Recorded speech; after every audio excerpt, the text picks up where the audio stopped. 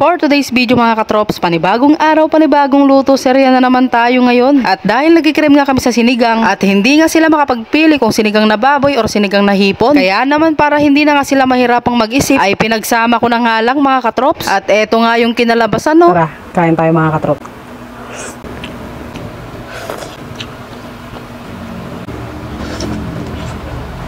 So ayun mga katrops, bale meron na nga tayo ditong nagayat na karne ng baboy na may kaunting taba. Meron din tayo ditong hipon na hugasan ko na nga rin pala ito. Nakapaggayat na nga rin ako dito ng bawang at sibuyas at itong kaunting kamatis. Mas masarap kasi ang sinigang kapag may kamatis. At syempre meron din tayo ditong gulay na pechay bagyo. At dahil nakaredy na nga lahat yung mga sangkap na gagamitin natin, kaya naman tara simulan na nga nating magluto mga katrops. Bale maggigisa nga lang tayo dito ng bawang at sibuyas. Itong paggigisa nga yung isa sa pinaka favorite part ko sa tuwing ako'y magluluto. Abay pagka bango-bango kasi mga katrops. So ayun, bale okay na nga ito, kaya naman pwede na nating ilagay dito yung karne ng baboy para magisa na rin. Bale first time ko nga lang palang magluto ng sinigang na pinaghalo yung baboy at hipon, kaya naman wala akong idea kung anong magiging lasa neto. Ito ngang recipe na to ay napanood ko nga lang sa YT. Batay dun sa napanood ko parang masarap naman. Tsaka sabi nga dun mas magiging malasa daw yung sabaw. Kaya naman para malaman ko nga kung anong magiging lasa ay tinry na sinubukan ko na ang lutuin. So ayun, nung magisa ko na nga ng maigi yung kamatis at yung karne ay ilalagay na nga rin natin itong hipon para magisa na rin. Hay nako, grabe. Sa paggigisa pa lang talaga ay nakakagutom na no? Kaya naman lagot tong sinigang na to sa akin mamaya. Siguradong babakbak ako ng malala. Wala nang diet-diet, bukas na lang ulit. Syempre, kapag ka masarap ang ulam, walang diet-diet. Tsaka ka na lang mag-diet kung walang ulam.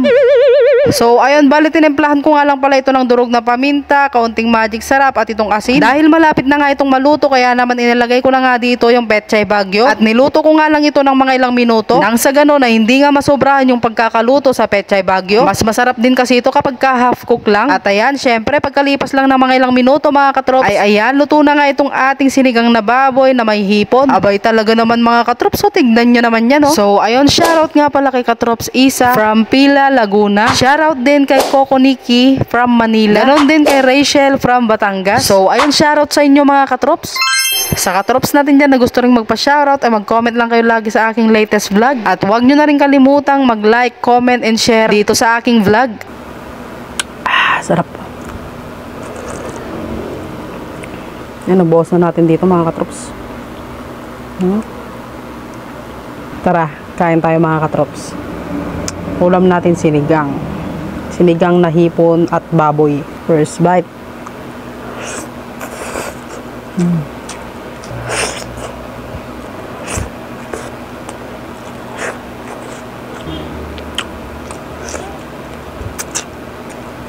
Taba.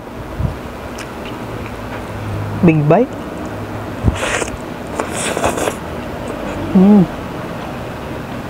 Sarap. Yan.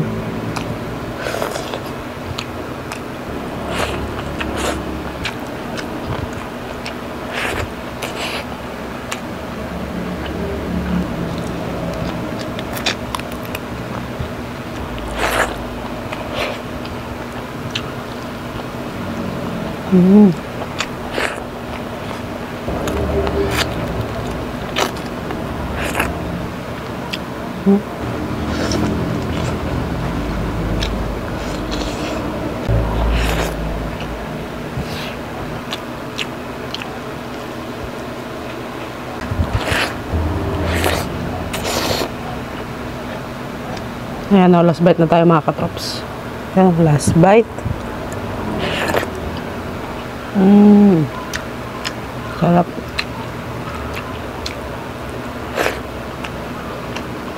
Simutan natin para wala sayang.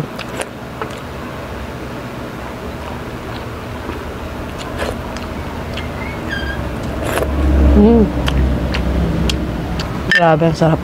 So paano ba yan mga katrops? Hanggang dito na lang. Huwag nyo na rin po palang kalimutang i-like and share itong aking video. Maraming salamat sa panonood. Bye bye!